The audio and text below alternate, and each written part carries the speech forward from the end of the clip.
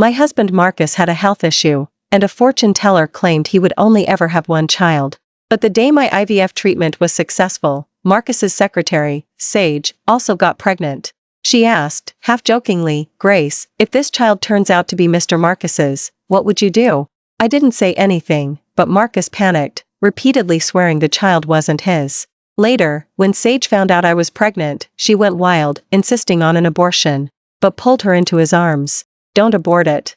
I admit this child is mine. If no one else wants him, I do." Hearing that, I didn't cry or make a scene. The next day, I booked an appointment at the best clinic in the city for the procedure. The day I was set to leave overseas, he went mad with regret. Seeing my expression, Sage quickly apologized. "Grace, I'm so sorry, I was just trying to make a joke." When I didn't respond, Marcus stepped in to smooth things over. "Grace, her child is absolutely not mine. You have to believe me." I nodded, but the suspicion in my heart lingered. Watching the rain outside subside, I pulled Marcus aside, signaling that he could take her home now. Marcus, however, frowned. "Are you still upset about the joke Sage just made?" "That's just how she is, very open and carefree. There's no need to take it to heart." Even though I hadn't said anything, Marcus was already blaming me. We'd been married for 5 years, and he usually avoided too much contact with his colleagues at the company. But ever since Sage appeared, Marcus would complain about her to me every time he came home. At first, he simply complained that the new employee was incompetent, but then, as he talked, a smile would even appear on his face. Today, he even brought her directly home. His excuse was the heavy rain. As her boss, he had to be considerate of his subordinate. "She's pregnant. Wouldn't her husband worry if she didn't go home this late?" That one sentence made Sage's eyes redden. She immediately stood up, making as if to leave. "Grace, if you don't like me, I'll just go. There's no need to humiliate me." Marcus panicked and quickly stepped forward to stop her. "It's still raining outside. Where are you going?"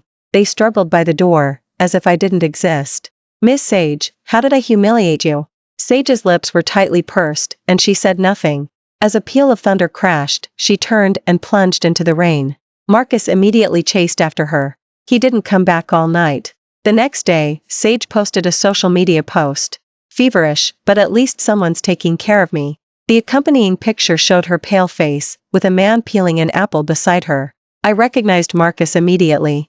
So, he hadn't come back all night because he was taking care of her. Thinking I still needed to go to the hospital for a checkup today, I called Marcus. He still didn't know the IVF had been successful. When the call connected, Marcus's voice was weary. "I can't get away right now, I'm busy." "You went alone before, and it was fine, wasn't it?" We'd been married for 5 years. After learning Marcus had low sperm count, we started trying IVF. Over those 5 years, I'd undergone the procedure no less than 10 times. At first, he would accompany me, but later he got busier and busier. The call ended, and I stared at Sage's social media post, unable to snap out of it for a long time. I suppose Marcus was busy accompanying her. I finished my checkup alone. Turning around, I saw Marcus accompanying Sage in the maternity ward. He was carefully supporting Sage, carrying bags and packages in his hand. "The doctor said your pregnancy isn't stable, so be careful." A nurse nearby spoke with envy. "Miss Sage, your husband is truly wonderful to you. He accompanies you to every prenatal checkup." Sage blushed, gazing intently at Marcus. Marcus cleared his throat. "I'm not." He didn't finish his sentence when he saw me standing in the hallway. Marcus didn't know I'd switched to this hospital, which was closer to home. "Grace?" The nurse recognized me and greeted me warmly. "Congratulations, Ms. Grace, your IVF was finally successful." Hearing this news, Marcus's face lit up with joy. "Grace, you're pregnant?" I nodded. Marcus pulled me closer and said happily, "She's my wife." A flicker of suspicion crossed the nurse's face. She let out a dry laugh and turned to leave. Sage, however, let out a pained groan. "Mr. Marcus, my stomach hurts so much." Seeing this, Marcus frantically called for a doctor. I stood by, watching him rush around for Sage. He even knew exactly what medication Sage was allergic to. Sage clutched her stomach and fainted from the pain. When she woke up, she was desperate to abort the baby. "This child is a bastard. I don't even know who the father is, so why keep him?" Seeing this, Marcus rushed over to comfort her. "Don't abort it. I admit this child is mine. If no one else wants him, I do." Hearing him, Sage lifted her swollen, tear-filled eyes. "Really? Marcus pulled her into his embrace, gently patting her back. After seeing all this, what more was there to understand? I reached out and touched my still flat belly. Baby, I'm so sorry. Mommy can't let you come into this world. I took out my phone and contacted the best clinic in the city for the procedure. They sounded surprised. Ms. Grace, haven't you been doing IVF? Now that you've finally conceived, are you sure you want to terminate the pregnancy? Behind a closed door, I watched my husband embracing another woman. My voice was decisive. Yes, I'm sure. As soon as I hung up, Marcus walked out. Seeing me outside, he seemed a bit guilty. The doctor said if she has an abortion, she won't be able to have children again. Sage is pregnant, and I have to take responsibility for her. Marcus looked at me, his eyes filled with guilt. But for the first time, the man in front of me felt like a complete stranger. Let's get a divorce. Hearing my words, Marcus looked disbelief. Grace, the reason I told you was because I didn't want to lie to you. And you want to divorce me? A few seconds later, Marcus's expression regained its composure. You're carrying my child. Where would you go if you left me? So, he planned to use the child to pressure me. When I didn't respond, he assumed I'd conceded. He visibly relaxed. Perhaps out of guilt, Marcus personally drove me home. He buried his head in my neck, apologizing cautiously. I'm sorry, I've neglected you lately. Then he put his ear to my lower abdomen. His face was filled with the joy of impending fatherhood. It hadn't appeared, maybe Marcus and I could have been happy forever? Thinking this, I shook my head. Even without Sage, there would be someone else, and another. Ultimately, it was Marcus himself. The thought of being betrayed by the man I'd loved for 5 years twisted my heart. Marcus's warm breath brushed against me. He pressed me onto the bed, lust swirling in his eyes. It made me feel nothing but disgust. Sensing his intention, I violently pushed him away. He frowned, annoyance clouding his face. Why is Sage allowed, but you aren't? The words had barely left his lips when I slapped him. A day's worth of suppressed emotions erupted at that moment. Along with the sadness came a surge of intense fury. If she can, then go to her. Marcus winced in pain, his brows deeply furrowed. Fine, fine. Don't you dare regret this. With that, he grabbed his jacket and left. Without a doubt, he was going to Sage. I went to the bathroom and scrubbed fiercely at the skin he had touched. Dirty, it felt so dirty. The next day, I woke up early to go to the hospital for the procedure. As my body touched the cold operating table, a wave of inexplicable sadness washed over me. Ms. Grace, would you like to cancel the procedure? Seeing my distress, the doctor stepped forward and asked. I shook my head. Please begin. In a daze, I seemed to see the youthful Marcus from years ago. He would say those around me about my favorite flowers, then blush as he confessed his feelings to me. And when he saw an elderly couple, he would confidently tell me that was our future together. Slowly, the company he owned grew larger, and he became increasingly busy. I never would have imagined he'd become so busy that he'd end up in bed with another woman. A strong sense of grief washed over me, and my consciousness blurred. When I opened my eyes again, I had been moved back to the hospital room. On the bedside table sat a glass jar, containing the undeveloped embryo. Watching it, tears streamed from my eyes again. I'm sorry, baby. Back home, Marcus called. Sage said she wants to eat your barbecue ribs. Can you see if you can send them over now? Hearing that, I was first shocked. Marcus was picky and didn't like eating out. To accommodate his taste, I'd spent a long time perfecting my cooking skills. Every meal he ate was prepared by me and then sent over. For a while, Marcus had wanted barbecue ribs every day. I'd wondered why his taste had suddenly changed. I never thought it was because Sage liked them. My body, freshly after surgery, was extremely weak. I wanted to refuse, but out of the corner of my eye, I caught sight of the divorce agreement I had prepared earlier. I can make them, but you have to promise me one thing. On the other end of the line, Marcus fell silent. Sage's sweet, delicate voice chimed in. Mr. Marcus, it's okay, I don't have to eat them. The next second, Marcus agreed. Making barbecue ribs and you're already making demands? Grace, you're getting more and more unreasonable. With that, he hung up the phone. Sage's pregnancy wasn't easy. In just a few days, she'd become quite haggard. Seeing me, her eyes gleamed with triumph. You really went to so much trouble, Grace, bringing this all the way for me. I ignored her, simply staring fixedly at Marcus.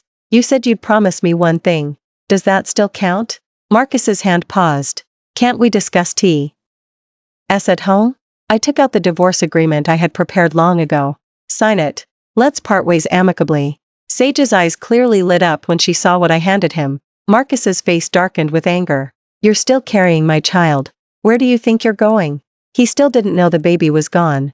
Then, a deathly silence. Marcus was utterly frustrated. Just then, a nurse came in to call for family. Sage, who had been lying in the hospital room, witnessed all of this. Looking at me, her eyes held both jealousy and resentment. I shrugged at her. I'd love to make room for you, but Marcus isn't agreeing. To my surprise, she perceived my actions as blatant flaunting. She stood up, her face contorted in a grimace. Oh really? Then let me help you. In her hand was the knife she'd used to peel the apple. Thinking she was going to hurt me, I sharply stepped back. To my shock, she stabbed herself in the stomach. My eyes widened. I couldn't believe she'd actually do that to herself. She painfully clutched the wound, tears streaming down her face. She looked at me, her face showing a terrified expression. Marcus rushed in and saw the scene. He panicked, rushing forward to pull her into his arms, looking at Sage as if she were a fragile treasure. He gritted his teeth and spoke. Grace, if anything happens to Sage, I won't forgive you. The hospital room descended into chaos, and Sage was rushed in for emergency treatment. It wasn't until the operating room light turned green that Marcus finally relaxed. Then, he went inside to check on her. When he came out again, his eyes were sinister. Grace, I truly misjudged you.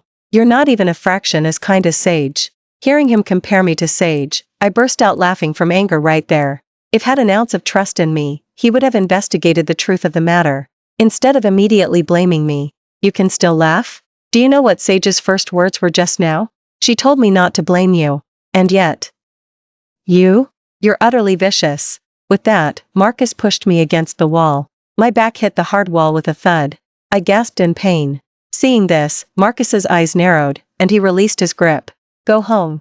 I won't hold this against you, for the sake of the child you're carrying. He waved his hand, looking as if he were being magnanimous.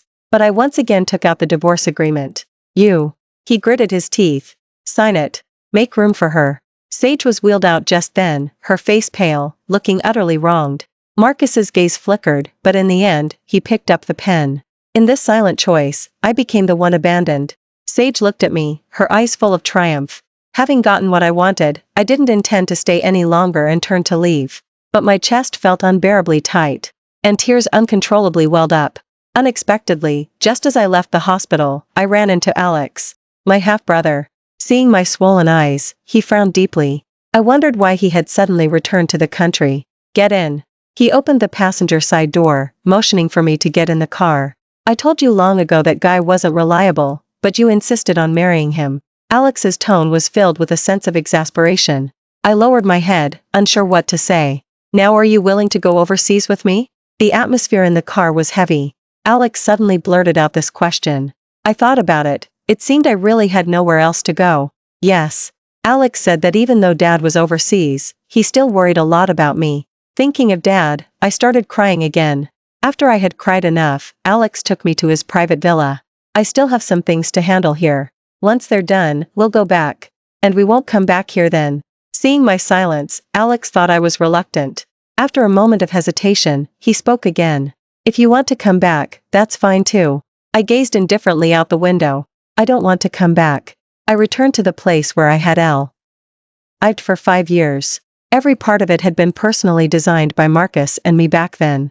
I placed the abortion record along with the signed divorce agreement in the living room. Consider it my final parting gift to Marcus. With that thought, I went to the room and packed up my belongings. Opening the drawer, I found Marcus's love letters neatly stacked inside. 99 love letters, every word filled with affection. Each one showed how much Marcus had loved me then. Alex, seeing that I hadn't come out, walked in himself. Seeing me motionless at the desk, he looked confused. It's just a matter of signing papers. Nothing to dwell on. With that, he took out a lighter. He raised an eyebrow, signaling. Understanding his intention, I immediately set the love letters ablaze. The 99 love letters turned into a pile of ash. I let out a soft laugh. The heavy weight that had been pressing on my heart finally lightened. Grace, what have you done? Marcus appeared at the doorway with Sage. As soon as he returned, he noticed a strong smell of smoke in the room. Thinking something was wrong, he rushed over, only to see me burning the love letters. In that instant, he felt his breath catch. Speak. What did you do? He knelt down, picking up the remaining fragments. His gaze froze when it met my cold eyes. These were gifts from you. I don't need your permission to decide what to do with them. I lowered my eyes, watching Marcus crouch on the floor, picking up the fragments. It turned out he wasn't always so complacent after all. Grace, even if you're divorced, there's no need to destroy these beautiful memories, is there? Sage stepped forward, looking understanding. I didn't indulge her. I raised my hand and slapped her. That slap was for your shamelessness, insisting on being a mistress. And that slap was for falsely accusing me at the hospital. Sage seemed to not expect me to strike suddenly. She was stunned. When she reacted, tears flowed like a faucet. She clutched her face, looking utterly pitiful. I'm sorry. I just love Marcus so much. Seeing her like that, I became even angrier. She was clearly feigning innocence, obvious to anyone, yet treated her like a treasure. I raised my hand again, but Marcus immediately grabbed my wrist. Haven't you made enough of a scene? He demanded sharply. Upon seeing Sage's swollen cheek, he then forced me to apologize to her. Apologize? If you don't blame me. He hadn't finished speaking when my hand was freed by another. It was Alex. He regularly worked out, and his build was significantly more robust than Marcus's. Marcus only then noticed a man standing nearby. He hadn't met Alex before. When I got married, Alex had been unavailable. Seeing this, Marcus wore an icy expression. No wonder you were so eager for a divorce. You'd already found someone else. His eyes, as he looked at me, were filled with disgust, as if I were the one who had cheated and betrayed him. I didn't offer any further explanation. Marcus, when you have time, you should get your eyes checked. Marcus was livid. He slammed the door and left with Sage. He never saw the items on the desk. That night, Sage posted another social media post. It implied that Marcus had proposed to her, and that he would bid for the largest diamond ring for her. It was obvious who her social media post was intended for. I held my phone screen horizontally in front of Alex. I want that diamond ring. Alex looked at me as if I were a child, but he understood what I was thinking. The auction house is run by an old acquaintance of yours. I was planning to take you anyway. An old acquaintance? I was a bit confused, but Alex wanted to keep me guessing. There was nothing to do but wait until tomorrow to find out. The next day, after dropping me off, Alex said he had something to take care of first. I'll be there later. Bid on whatever you like. Hearing his typical CEO speech, I rolled my eyes at him. He had managed Dad's failing company very well over the years. Marcus arrived with Sage. It seemed neither of them expected to see me there. Seeing me, Marcus's eyes were filled with disgust. What? Didn't that boy toy accompany you today? Marcus taunted. Sage linked her arm through his. Grace being here at the auction house, she must have hooked up with some big shot. Her voice was neither too loud nor too soft, just loud enough for everyone around to hear clearly. Immediately, many people looked at me with ill will. Marcus was even more contemptuous. Even if we divorced, I still gave you a share of the assets. Do you really need to sacrifice yourself like this? Hearing that, my hand just itched to slap him again. But there were too many people, and I didn't want to bother with those two brainless individuals. When we first got married, my family's company was on the verge of bankruptcy under Dad's management. Later, they went overseas, and Marcus also thought they were trying to avoid debt. Seeing my silence, Marcus assumed I was feeling guilty. He immediately stepped forward. Apologize to Sage now, and I can bid on something for you later. Marcus's expression was arrogant, as if bestowing a favor. She doesn't need it. A man's voice sounded from behind me. It sounded incredibly familiar. I turned around and found that it was Ryan. Counting the days, I hadn't seen him in years. His family went overseas even earlier than mine back then, and we lost touch after they left. It seemed the old acquaintance my brother mentioned was him. Grace, I didn't realize you were so good at seducing men. Marcus's tone was dismissive, filled with disgust for me. Just then, the auction began, and all the guests took their seats. Some people, learning that Marcus intended to bid for a pink diamond to propose, couldn't help but express envy. I heard that pink diamond alone is worth tens of millions. Mr. Marcus truly has power. Hearing this, Marcus held Sage even tight. The young lady is pregnant, so I'm buying it as a reward for her. At his words, many young women in the room cast envious glances at Sage. Marcus had already announced his intention to bid for the pink diamond, so many people chose to show him respect and stopped bidding. Now, only one private box on the second floor was still bidding against him. Since no one could be seen, no one knew who was in the box. I sat on the sofa, watching Ryan continuously place bids. Each bid was exactly $10 more than Marcus's. No more, no less, just 10. Anyone with eyes could see he was deliberately causing trouble. You're still as mischievous as you were when you were a child. Ryan didn't seem annoyed by my words. He simply gave me a smile. Seeing this, I froze. It had been so long, he seemed even more handsome. The two men were locked in a stalemate. As the price of the pink diamond climbed higher and higher, Marcus's bidding became hesitant. Sage looked at him, her eyes misty. Marcus, you promised me, Sage thought to herself, if she received this diamond ring, she could really show off to her friends. Hearing her, Marcus gritted his teeth and immediately raised the bid by 10 million. He didn't believe the person on the second floor would match that this time. Seeing this, Ryan stopped bidding. He looked at me and pulled a box from his pocket. It was a larger, even pinker diamond ring. That one's too small. This is what suits you. So, why was he bidding so enthusiastically just now? As he spoke, he took my hand and led me to the auction stage. The host introduced him. Marcus and Sage both froze on the spot, not expecting him to be the owner of the auction house. Congratulations, Mr. Marcus, on acquiring this pink diamond for 60 million. I instantly understood the reason for his previous actions. He raised the bid against Marcus, and ultimately, wasn't he the one who benefited? It was truly a psychological blow. Sage immediately spotted the larger diamond ring on my hand. Grace? You don't deserve that. Seeing me, Marcus immediately understood everything. Fine, so this is how you conspire with outsiders? I was somewhat baffled. From my perspective now, wasn't he the outsider? Ryan leaned in and whispered in my ear. Revenge accomplished, hee. My heart warmed. So he had done all this for me. With that, he disregarded the two fuming individuals below the stage. It was a done deal. Marcus bought it willingly, Ryan didn't force him. Although knew he'd been tricked, he could only swallow his anger. Finally, he shot a resentful look at Sage beside him. If it weren't for her, he wouldn't have been conned. Sage, knowing she was in the wrong, pursed her lips and dared not speak. Ryan took me to a garden. I was puzzled. He hadn't appeared when I got married, so why now? As friends reuniting, we naturally had a lot to say. As if sensing my confusion, Ryan began to explain. It's all because Alex told me you were being bullied, that's why I came back. See how important you are?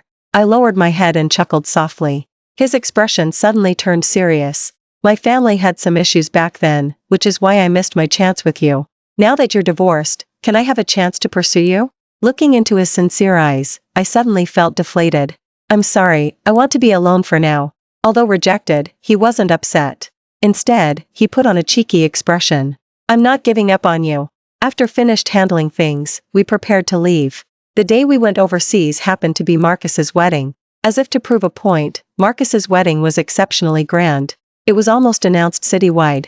And as if to sicken me, he chose the house we had lived in together as their new home. Seeing all this, I turned off my phone. From then on, none of this had anything to do with me. After landing, I became very busy. Busy catching up with old friends, busy adapting to a new life. Seeing the relatively underdeveloped educational resources in the area, I chose to become an art teacher there. Fortunately, years of married life hadn't dulled my love for painting. Ryan stayed by my side. He said he only returned to the country for me, and now wherever I was, he would be too. Just as I thought life would continue like this, Marcus appeared. As a sponsorship ambassador, he was invited to visit the school. That day, I was teaching the children in my class when he suddenly appeared at the back of the classroom. I frowned. I had thought seeing him again wouldn't affect me, but I couldn't help but feel a pang of discomfort. At the same time, a new layer of resentment settled over me. I had clearly started a new life, and he had clearly chosen to marry someone else. So why was he appearing before me again? Just then, Ryan, who had gone to get water, returned. The moment he saw me, his smile was infectious. Grace, look how amazing I am. If people had tails, he'd be wagging his enthusiastically right now. Ryan and Marcus weren't the same type of person. Ryan was always cheerful and sunny. Seeing this, Marcus's brows furrowed tightly. I chuckled softly. What was he so upset about? After class, Marcus cornered me in the stairwell. Grace, why did you abort our child? Why did you make yourself so impossible to find? Marcus was on the verge of losing it. God knew how distraught he'd been when he saw the abortion record and the divorce agreement. His words came out in a rapid-fire torrent. He desperately wanted answers. Mr. Marcus, we're divorced now. It's none of your business. He looked at me helplessly, vulnerability showing in his eyes. Grace, we were married for 5 years. Can you truly bear to let it go? I scoffed. Didn't you marry someone else too? He grabbed my hand, his voice pleading. No. I didn't. I only did it to make you angry. I didn't marry Sage. I pulled my hand away. Oh, that's not my concern. Seeing me about to leave, Marcus blocked my path. I frowned deeply. We were Devo. RCD. Who was he putting on this act for? Seeing blocking me, Ryan didn't hesitate and immediately threw a punch. Damn it, after all this time, you're still acting like a maniac? He already disliked Marcus, and after learning how he'd treated me, he thought Marcus deserved even worse.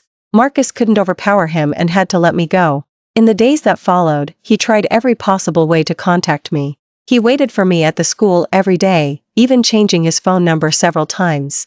Grace, as long as I persist, you'll eventually change your mind, right? His eyes, as he looked at me, were full of hope. But that hope was quickly shattered.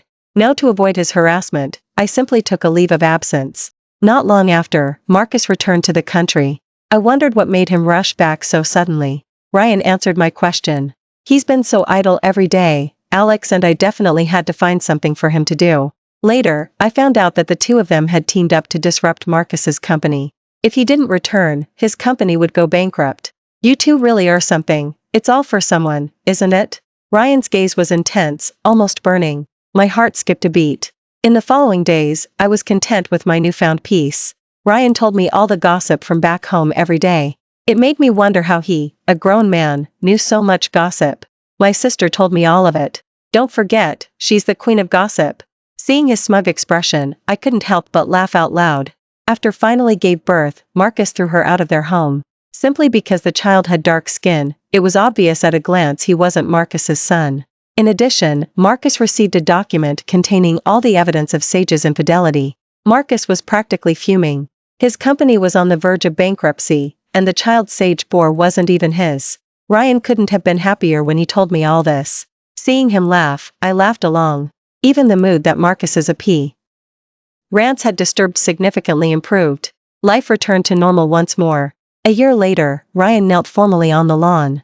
He proposed to me in front of both our parents. Grace, I missed my chance with you before, but from now on, I don't want to miss you again.